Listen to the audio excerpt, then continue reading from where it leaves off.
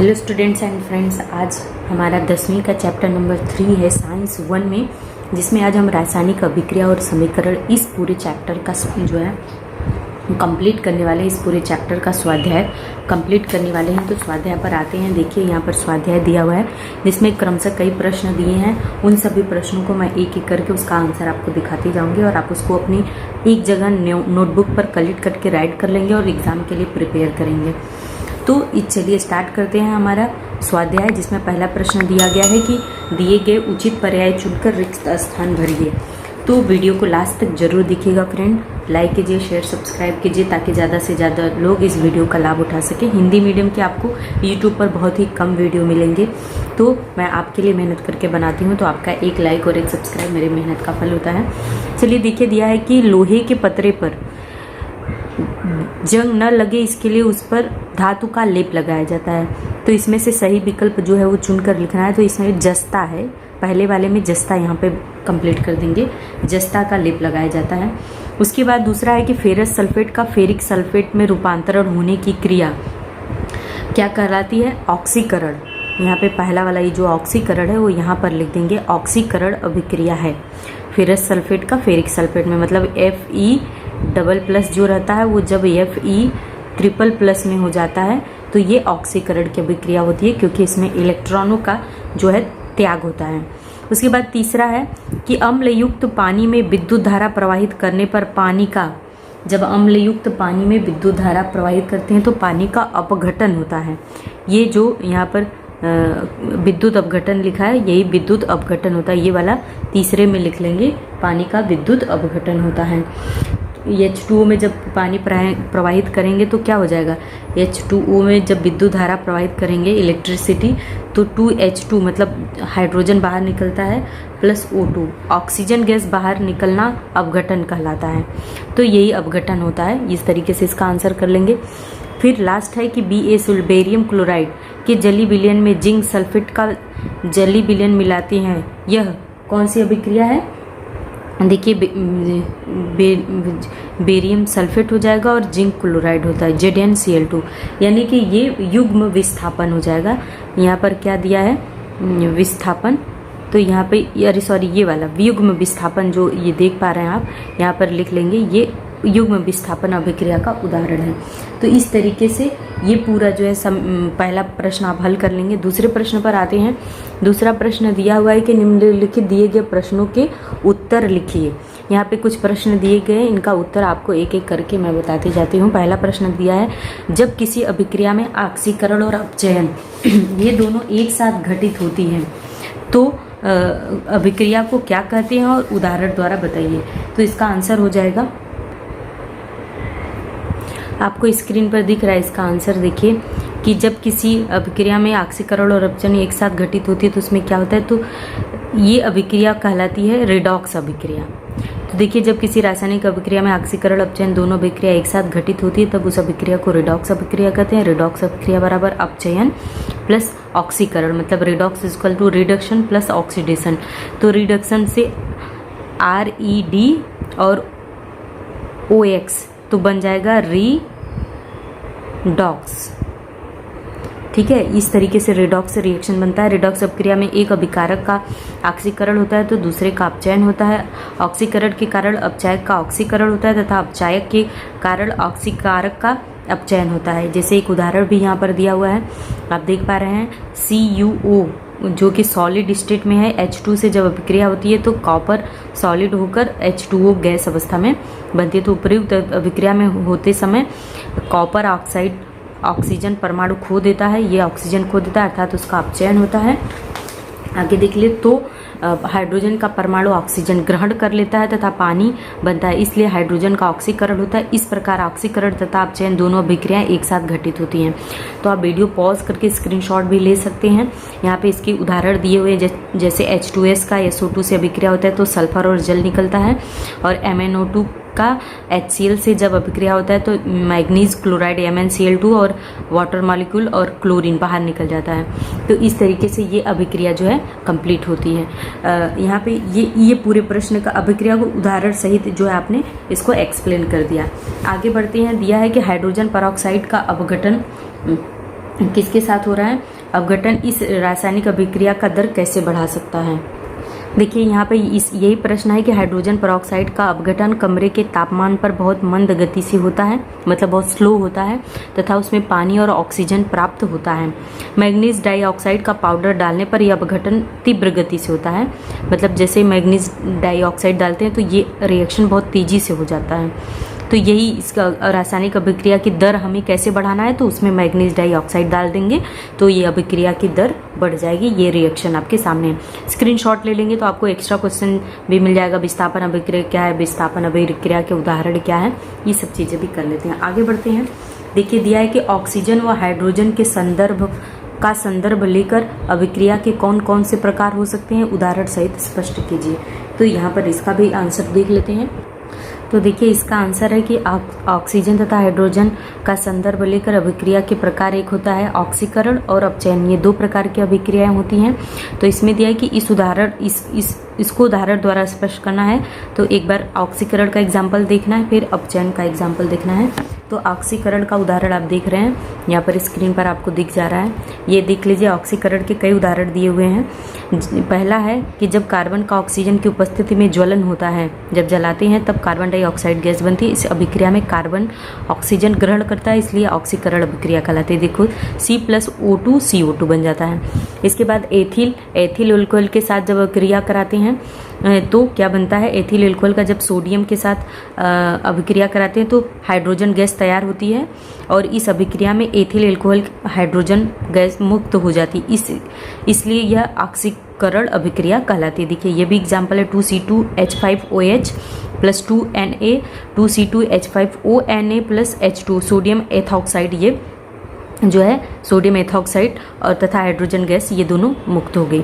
आगे देखिए उत्पाद के रूप में प्राप्त हुआ। अगला उदाहरण दिया है तीसरा, एथिल अल्कोहल का अम्लयुक्त पोटेशियम डाइक्रोमेट की सहायता से ऑक्सीकरण होता है तथा एसिटिक अम्ल उत्पाद के रूप में मिलता है। जैसे एथिल ये अल्कोहल है CH3CH2OH, जब पोटेशियम डाइक्रोमेट K2Cr2O7 और सल्फ्यूरिक अम्ल H2SO4 से क्या हम कराते हैं, ऑक्सीकरण होता है तो एसिटिक अम्ल CH3COOH बनता है प्लस H2O, हाइड्रोजन गैस बाहर निकल जाता है। तो इस तरीके से ये ऑक्सीकरण अभिक्रिया के उदाहरण आपने देख लिए। अभी इसमें अपचयन अभिक्रिया दूसरे प्रकार में देख लीजिए, अपचयन अभिक्रिया के उदाहरण भी देख लीजिए। तो इसके दो उदाहरण आपके हैं यहाँ है। पहला है कि जब तप्त काले कॉपर ऑक्साइड पर हाइड्रोजन गैस प्रवाहित करते हैं तब गुलाबी भूरी कॉपर की परत प्राप्त होती है। इस अभिक्रिया को कॉपर ऑक्साइड में से ऑक्सीजन निकल जाती है, CuO + H2O, Cu + H2O। और दूसरा है जब अति तप्त मतलब हॉट कार्बन पर हाइड्रोजन गैस प्रवाहित करते हैं तब मीथेन गैस निर्मित होती है। इस अभिक्रिया में कार्बन हाइड्रोजन ग्रहण करता है, इसलिए यह अपचयन अभिक्रिया कहलाती है। जैसे कार्बन + हाइड्रोजन मीथेन गैस होता है। तो इस तरीके से आपने देख लिया। स्क्रीनशॉट लेकर एक्स्ट्रा क्वेश्चन भी लिख सकते हैं आप। तो ये प्रश्न हमारा कंप्लीट हो गया। आगे देखिए, अभिकारक और उत्पाद की परिभाषा लिखकर उदाहरण सहित स्पष्ट कीजिए। तो इसका भी आंसर देख लीजिए, वीडियो को पूरा जरूर देखिएगा फ्रेंड्स। तो यहाँ देख लीजिए, इस प्रश्न का उत्तर है कि रासायनिक अभिक्रिया में पदार्थों के रासायनिक बंधों का विभाजन होता है तथा नवीन रासायनिक बंध मतलब केमिकल बॉन्ड जो होते हैं तैयार होते हैं। फलस्वरूप पदार्थों का रूपांतरण नए पदार्थ में होता है। जो पदार्थ बंध विभाजन द्वारा रासायनिक अभिक्रिया में सहभागी होते हैं उन्हें क्या कहते हैं, उन्हें अभिकारक या अभिकारी मतलब रिएक्टेंट कहते हैं। रासायनिक अभिक्रिया में नवीन बंध तैयार होकर जो नया पदार्थ बनता है उसे उत्पाद यानी प्रोडक्ट कहते हैं। जैसे कोयला हवा में जलाने पर कार्बन डाइऑक्साइड गैस तैयार होती है। यह रासायनिक अभिक्रिया, इसमें कोयला तथा हवा की ऑक्सीजन अभिकारक है तो कार्बन डाइऑक्साइड उत्पाद है। इस तरीके से इसको कार्बन + O2 जब इसको हीट करेंगे तो CO2 उत्पाद बन के आएगा। तो ये उदाहरण सहित आपने ये देख लिया। अगले प्रश्न पर आते हैं। क्या दिया हुआ है, दिया हुआ है कि सोडियम हाइड्रोक्साइड का पानी में घुलना और कैल्शियम ऑक्साइड का पानी में घुलना, इन दोनों घटनाओं में समानता और अंतर स्पष्ट कीजिए। तो इसका बहुत ही छोटा सा आंसर है, देख लीजिए, आपको स्क्रीन पर दिख जाएगा। ये है कि समानता क्या होती है और इसमें अंतर क्या होती है, दोनों हम देख लेंगे। तो समानता ये है कि सोडियम हाइड्रोक्साइड का कैल्शियम ऑक्साइड दोनों को पानी में अलग अलग घुलने पर ठोस अवस्था वाले सोडियम हाइड्रोक्साइड के पानी में घुलने पर ऊष्मा बाहर मुक्त होती है, तापमान भी बढ़ता है। यह ऊष्मा उन्मोची अभिक्रिया है। कैल्शियम ऑक्साइड के पत्थर पानी में घुलने पर कैल्शियम हाइड्रोक्साइड तैयार होता है तथा भरपूर ऊष्मा निर्मित होती है। यह अभिक्रिया ऊष्मा उन्मोची है। ये दोनों ही अभिक्रिया संयोग अभिक्रिया के कारण केवल एक ही उत्पाद बनाते हैं। जैसे NaOH को जब पानी में डालेंगे तो NaOH ही रहेगा लेकिन ऊष्मा अब निकलेगी, और CaO प्लस H2O को पानी में डालेंगे तो CaOH ट्वाइस और ऊष्मा बाहर निकलेगी। लेकिन इसमें अंतर क्या है कि सोडियम हाइड्रोक्साइड का जलीय विलयन प्रबल क्षारक अल्क के रूप में माना जाता है, जबकि कैल्शियम हाइड्रोक्साइड का जलीय विलयन 100 में क्षारक के रूप में माना जाता है। ये दोनों में अंतर हो जाएगा। तो इस तरीके से इस प्रश्न का उत्तर कर लेंगे। आगे देखते हैं अगला प्रश्न। प्रश्न नंबर 3 में देखेंगे कि निम्नलिखित की परिभाषा लेकर अंतर स्पष्ट कीजिए। पहला क्या दिया है, ऊष्माग्राही अभिक्रिया। तो ऊष्माग्राही अभिक्रिया की परिभाषा देख लीजिए। यहाँ देखिए, ऊष्माग्राही अभिक्रिया, जिस अभिक्रिया में ऊष्मा का अवशोषण होता है उस अभिक्रिया को ऊष्माग्राही अभिक्रिया कहते हैं। जैसे पानी में KNO3 पोटेशियम नाइट्रेट घोलने पर रासायनिक अभिक्रिया घटित होने पर ऊष्मा का अविशोषण होता है, इस कारण विलयन का तापमान घटता है। जैसे KNO3 प्लस H2O जब पानी में डालेंगे तो ऊष्मा का अवशोषण होगा और KNO3 का तापमान गिर जाएगा। तो ये हो गया। इसमें एक्स्ट्रा क्वेश्चन भी ऊष्मा उन्मोची भी आप देख सकते हैं। स्क्रीनशॉट लेकर इन दोनों प्रश्नों का उत्तर लिखकर समझ सकते हैं, एग्जाम की तैयारी कर सकते हैं। आगे बढ़ते हैं। दूसरा दिया है संयोग अभिक्रिया। तो यहाँ पर संयोग अभिक्रिया की परिभाषा देख लीजिए। देखिए, संयोग अभिक्रिया, जब किसी अभिक्रिया में दो या दो से अधिक अभिकारकों का रासायनिक संयोग होकर केवल एक ही उत्पाद तैयार होता है तब उस अभिक्रिया को संयोग अभिक्रिया कहते हैं। देखिए, इसमें जैसे पहला उदाहरण है मैग्नीशियम धातु के फीते को जलाने पर हवा में क्या निकलता है, ऑक्सीजन के संयोग से मैग्नीशियम ऑक्साइड MgO का सफ़ेद चूर्ण केवल एक ही उत्पाद प्राप्त होता है। मतलब ये दो चीज़ें मिलकर एक उत्पाद बनाती हैं, जैसे मैग्नीशियम और ऑक्सीजन मिलकर मैग्नीशियम ऑक्साइड बनाती हैं। और भी उदाहरण है, आप एक्स्ट्रा उदाहरण में ये भी समझ सकते हैं। तो इस तरीके से हमने क्या देखा, संयोग अभिक्रिया देखा। अब देखते हैं संतुलित समीकरण। तो संतुलित समीकरण क्या होता है देख लीजिए। देखिए, यहाँ पर स्क्रीन पर आपको दिख रहा है कि जिस अभिक्रिया में अभिकारक तथा उत्पाद तत्वों के परमाणुओं की संख्या समान होती है, अर्थात वह संख्या समीकरण के दोनों पक्षों में समान होती है, ऐसे समीकरण को संतुलित समीकरण कहते हैं। संतुलित समीकरण में क्या होता है, AgNO3 प्लस NaCl, ये दोनों का जब अभिक्रिया होता है तो AgCl प्लस NaNO3। अभिक्रिया में अभिकारकों तथा उत्पादों के तत्वों की परमाणुओं की संख्या, मतलब जितना अभिकारक में तत्व हैं उतने ही उत्पाद में होंगे, तो समीकरण क्या होगा, दोनों पक्षों में समीकरण के दोनों पक्ष समान होंगे, हमारे अभिक्रिया संतुलित होगी। अगला क्या दिया है, विस्थापन अभिक्रिया। तो विस्थापन अभिक्रिया की परिभाषा देख लेते हैं। देखिए, विस्थापन अभिक्रिया का अर्थ, जब किसी यौगिक में स्थित कम क्रियाशील तत्व के आयनों का स्थान दूसरे अधिक क्रियाशील तत्व के आयन बनाकर लेते हैं तो उस रासायनिक अभिक्रिया को विस्थापन अभिक्रिया कहते हैं। इसका उदाहरण भी आपको स्क्रीन पर दिख रहा है। यहाँ पर देखिए, उदाहरण में कॉपर, जब जिंक का कॉपर सल्फेट के साथ अभिक्रिया कराते हैं तो जिंक सल्फेट प्लस तांबा यानी कॉपर बाहर निकल जाता है। तो इस तरीके से ये उदाहरण देख लेंगे। और भी उदाहरण यहाँ पे है, जैसे लोहा का कॉपर सल्फेट से अभिक्रिया कराते हैं तो विस्थापन होता है, लोहा सल्फेट के पास लोहा FeSO4 हो जाता है और ये कॉपर बाहर निकल जाता है, तो ये इसका विस्थापन हो गया।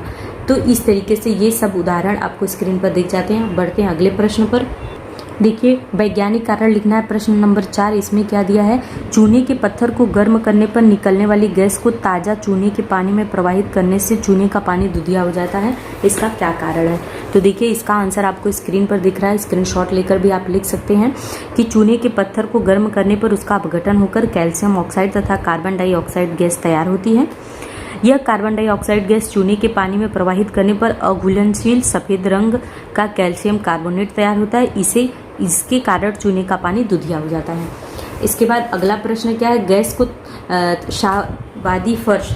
शाहबादी फर्श के टुकड़े HCl में डालने पर जल्दी अदृश्य नहीं होते, किंतु फर्श का चूर्ण जल्दी अदृश्य हो जाता है, इसका क्या कारण है।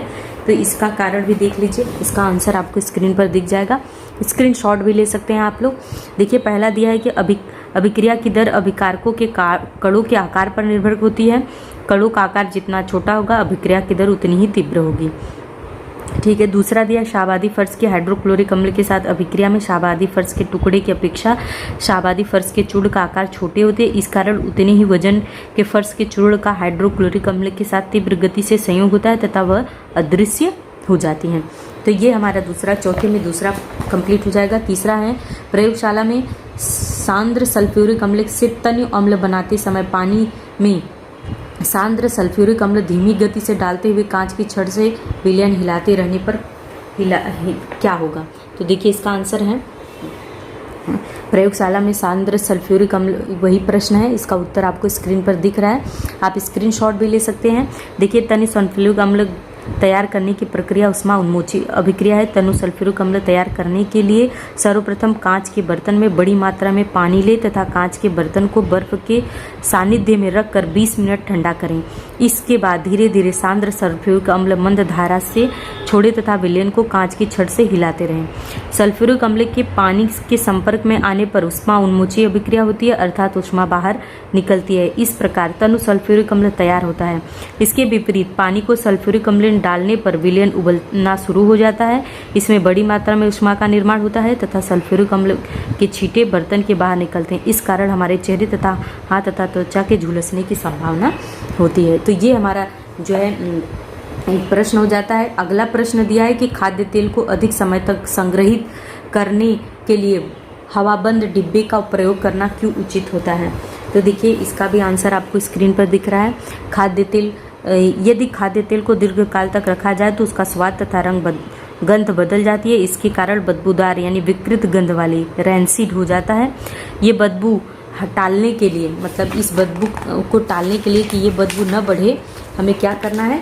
हमें ऑक्सीकरण अवरोधक, यहाँ पे देखिए एंटीऑक्सीडेंट जो बोलते हैं, का उपयोग किया जाता है अथवा दीर्घकाल के लिए खाद्य तेल को हवाबंद डिब्बे में संग्रहित करना उचित होगा, क्योंकि उनका ऑक्सीकरण नहीं होगा। तो ये इसका आंसर हो जाएगा। और एक्स्ट्रा क्वेश्चन भी आप देख सकते हैं। लोहे से बनी वस्तु पर शीघ्र जंग लग जाती है, परंतु लोहे से बनी इस्पात यानी स्टील की वस्तुओं का क्षरण नहीं होता है, ऐसा क्यों है? अगला प्रश्न है कैल्शियम कार्बोनेट का सांद्र हाइड्रोक्लोरिक अम्ल, स्क्रीनशॉट ले लीजिए। ये भी दानेदार जस्ते की अपेक्षा उतने वजन वाले जस्ते के चूर्ण का तनु सल्फ्यूरिक अम्ल में, वही शाहाबादी वाला आंसर यहाँ पर भी अप्लाई होगा। तो इस तरीके से अगले प्रश्न पर आते हैं। यहाँ पर देखिए अगला प्रश्न, ये आकृति दी गई है, आकृति का निरीक्षण कीजिए और हमें क्या बताना है? रासायनिक समीकरण के बारे में लिखना है। तो यही आकृति आपको देखिए यहाँ पर आंसर शीट पे भी दिख रही है, सेम वही काम करना है। तो यहाँ पे जो जो चीज़ें दिख रही हैं, यहाँ पे देखिए ये जमा हुआ जंग है, ये पानी की बूंद है, ये धनाग्र लोहा है, ये ऋणाग्र है। तो इसमें जो रासायनिक अभिक्रियाएं हो रही हैं, लोहे पर जंग लगना, इसका आंसर हो जाएगा ऑक्सीकरण अभिक्रिया है। लोहे पर जंग सीधे हवा या ऑक्सीजन के लोहे के पृष्ठभाग से अभिक्रिया होकर तैयार नहीं होती। ये जंग विद्युत रासायनिक अभिक्रिया से निर्मित होती है। और ये थोड़ा लंबा प्रश्न है। होते हैं लोहे के पृष्ठभाग के एक भाग में Fe का ऑक्सीकरण होकर Fe2O3H2O बनता है, तो दूसरे भाग में ऑक्सीजन का अपचयन होकर पानी बनता है। धनाग्र भाग में एनोड के पास Fe का ऑक्सीकरण होकर Fe2+ निर्माण होता है, जैसे Fe2+ और 2 इलेक्ट्रॉन बाहर निकल जाते हैं। जबकि ऋणाग्र भाग में कैथोड के पास O2 का अपचयन होकर पानी का निर्माण होता है। O2+4H 4 इलेक्ट्रॉन जो है जुड़ जाते हैं तो 2H2O मिलता है।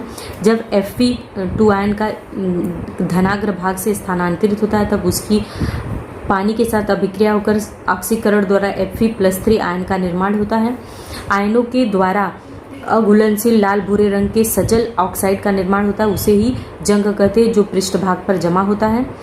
2Fe+4H2O Fe2O3H2O यही जंग का जो है रासायनिक सूत्र है। और हाइड्रोजन के वातावरण में विभिन्न घटकों के कारण ऑक्सीकरण होता है, जिसकी धातुएं कमजोर हो जाती हैं, इसे क्षरण कहते हैं। लोहे पर जंग लगता है एवं उस पर लाल भूरे रंग की परत जमा होती है, इसे ही सामान्यतः जंग लगना कहते हैं। इस कारण लोहे का क्षरण ऐसे शब्द का उपयोग न करते हुए लोहे पर जंग लगना जैसा शब्द उपयोग किया जाता है। तो इस तरीके से यहाँ पे बदबूद भी देखिए, ये एक्स्ट्रा क्वेश्चन में विकृत गंधिता जिसे बोलते हैं, ये भी पूछा जाता है, इंपॉर्टेंट टॉपिक है। ये भी इसका आंसर आप लिख लेंगे, ये समझ लेंगे, एग्जाम के लिए तैयार कर लेंगे। तो इस तरीके से यहाँ तक का हमारा पूरा ये आंसर कंप्लीट हो जाता है। अब हमारा यहाँ पर देखिए रासायनिक अभिक्रिया को पहचानना है और बताना है। क्वेश्चन नंबर 6 में है कि नीचे दी गई रासायनिक अभिक्रिया में किस अभिकारक का ऑक्सीकरण और अपचयन हुआ है, ये पहचानना है। तो देखिए इसमें बहुत ही सिंपल है इसका आंसर। यहाँ पर देखिए Fe में पहले वाले में देखिए Fe प्लस एस में Fe का ऑक्सीकरण होता है तथा सल्फर का अपचयन होता है। इसका Fe का क्या होता है, ऑक्सीकरण होता है और सल्फर का अपचयन होता है। दूसरे में Ag2O में क्या होता है, इस अभिक्रिया में Ag2O का अपचयन होता है। तो यहाँ पर लिखेंगे Ag2O का अपचयन होता है। क्यों? क्योंकि इसमें ऑक्सीजन बाहर निकल रहा है। जब ऑक्सीजन बाहर निकलता है तो अपचयन होता है और जब ऑक्सीजन जुड़ता है तो ऑक्सीकरण होता है। तो 2Ag2O का अपचयन हो रहा है। यहाँ पे देखिए ऑक्सीजन जुड़ रहा है, 2Mg प्लस O2 में MgO जुड़ जाएगा तो ये क्या हो जाएगा, हाँ ये ऑक्सीकरण हो जाएगा।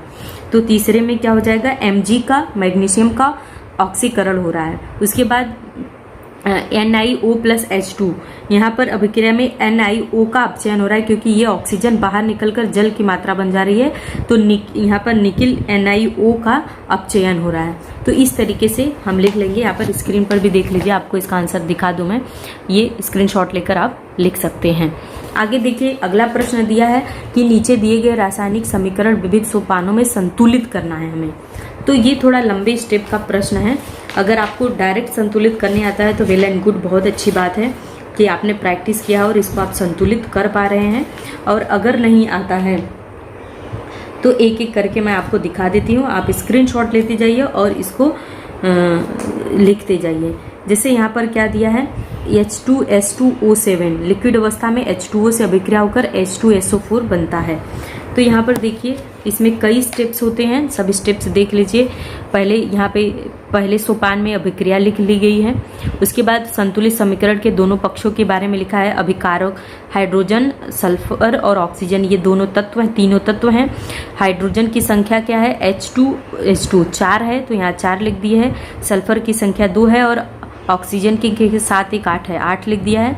और उत्पाद में कितने हैं, हाइड्रोजन 2 ही है, सल्फर कितना है 1 है और ऑक्सीजन 4 है। मतलब ये दोनों उत्पाद और अभिकारक बराबर नहीं है। तो यौगिकों में अभिकारकों के अणुओं की संख्या उत्पाद की संख्या की दुगुनी है, इसलिए उत्पादों की संख्या समान करना है। तो हम संतुलित करने के लिए इसमें ये 2 गुनी है, ये 4 है, ये 2 है तो 2 से गुणा, ये बराबर है तो इसमें केवल 1 से गुणा, और ये भी 2 गुना है तो इसमें भी 2 से गुणा। इस तरीके से गुणा कर लिया गया है। और इस तरीके से हाइड्रोजन, सल्फर तथा ऑक्सीजन के परमाणु समान करने के लिए उचित गुणांक 2 उत्पादों के लिए लिखे अथा आंशिक। तो यहाँ पे H2O7 H2O 2 H2SO4। तो दोनों पक्षों में जब गिनो, अब गिनने के बाद देखेंगे अगर अभिक्रिया है तो यहाँ पर देखिए 2 H2SO4, ये हमारी संतुलित अभिक्रिया हमें प्राप्त हो जाएगी। तो इस तरीके से पहला कर लेंगे। दूसरा इसी में क्या दिया है, दूसरा भी दिया है SO2 H2S और S प्लस H2O। यहाँ पे भी पहले समीकरण लिख लेंगे, फिर तत्व लिखेंगे, अभिकारकों में परमाणुओं की संख्या, फिर उत्पादों में परमाणुओं की संख्या। देखिए सल्फर कितना है, सल्फर 1 और 1 2 दिया है तो अभिकारक में 2 सल्फर है। ऑक्सीजन कितना है, 2 है, हाइड्रोजन भी 2 है। उत्पाद में सल्फर 1 है, हाइड्रोजन 2 है और ऑक्सीजन भी 1 है।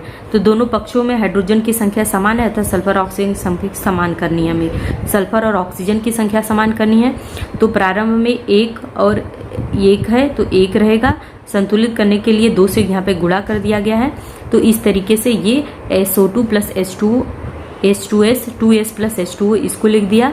और इसके बाद यहाँ पर गुणा चौथे सोपान में क्या करेंगे, आंशिक रूप से थोड़ा लंबा जाएगा, आंशिक रूप से के लिए परमाणु संतुलित करना होगा। तो ऑक्सीजन के परमाणु प्रारंभ में 2 थे और बाद में उत्पाद में 1 हो गए। संतुलित करने के लिए 2 SO2 थे और HO2 2 हो गए।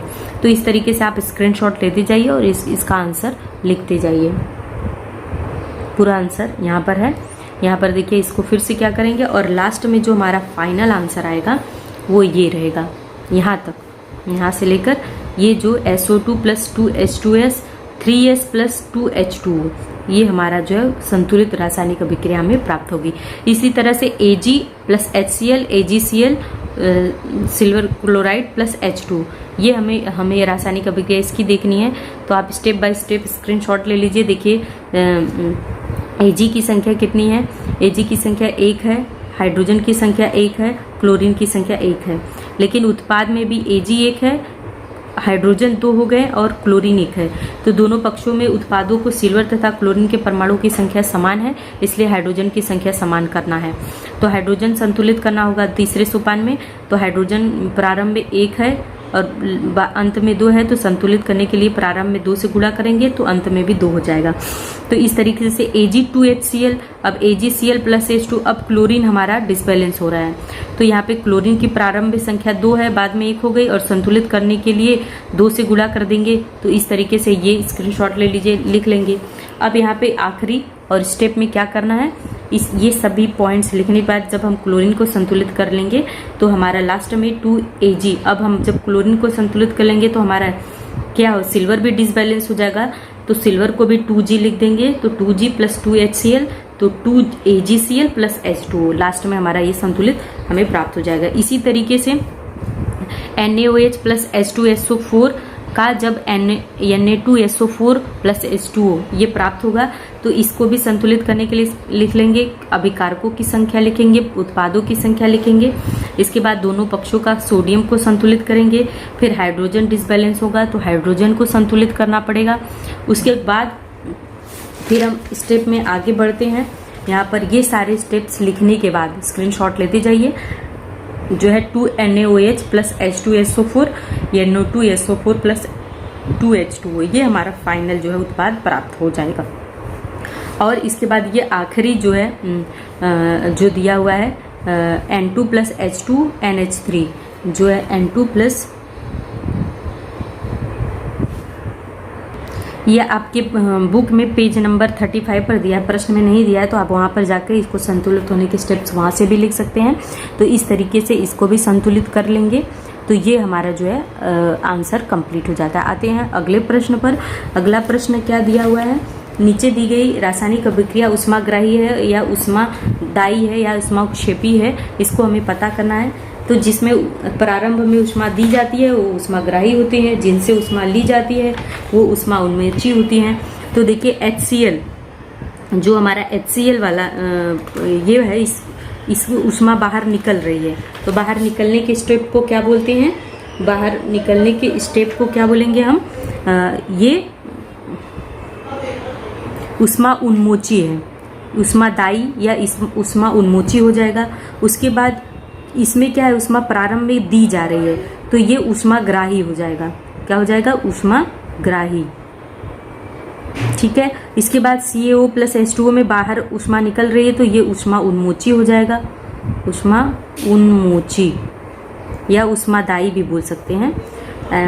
उसके बाद CaCO3 का में यहाँ पे हीट देखो दिया जा रहा है, ये त्रिभुज के निशान का मतलब होता है कि हीट देना, मतलब अवशोषित कर रहा है हीट को, तो अब ये क्या हो जाएगा, ये भी उष्माग्राही हो जाएगा। जो प्रारंभ में उष्मा को ले रहा है वो उष्माग्राही और जो लास्ट में उष्मा निकाल रहा है उष्मा उन्मोची हो जाता है। तो इस तरीके से ये प्रश्न हमारा हल हो जाएगा। उसके बाद ये दी हुई है तालिका, इसकी जोड़ी मिलानी है और जोड़ियों मिलाकर इसका उत्तर हमें लिखना है। उचित जोड़ियाँ मिलानी है, तो चलिए इसको भी देख लेते हैं, वीडियो लंबा हो रहा है, देख लीजिए। यहाँ पर क्या दिया हुआ है, यहाँ पर देखिए BaCl2 और ZnSO4, तो बी यहाँ पे बन क्या रहा है, BaSO4 और ZnCl2, इसमें दोनों का आपस में एक्सचेंज हो रहा है। आपस में एक्सचेंज होने मतलब कि ये युग्म विस्थापन अभिक्रिया हो गई है, युग्म विस्थापन। फिर 2AgCl है, 2AgCl का जब हम अभिक्रिया कराते हैं तो क्या बनेगा, 2Ag प्लस Cl, ये टूट कर यहाँ पर आपको देख रहे हैं 2Ag और Cl, ये आखिरी वाले में मिल जाएगा। तो यहाँ पर क्या हो रहा है, विखंडन हो रहा है, तो इसको अपघटन मतलब क्या बोलेंगे, अपघटन, इससे इसका मिलान कर देंगे।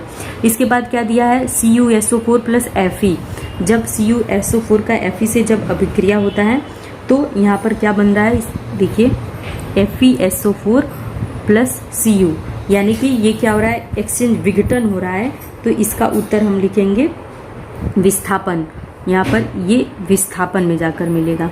उसके बाद H2O प्लस CO2, हाइड्रोजन का जब इससे अभिक्रिया कराते हैं तो हमारा क्या प्राप्त होता है, ये देख लीजिए। तो यहाँ पर विस्थापन H2CO3, यही लास्ट में जो बचा है ये प्राप्त हो जाएगा, यानी कि ये संयोग हो गया, इसको संयोग अभिक्रिया एडिशन रिएक्शन करेंगे।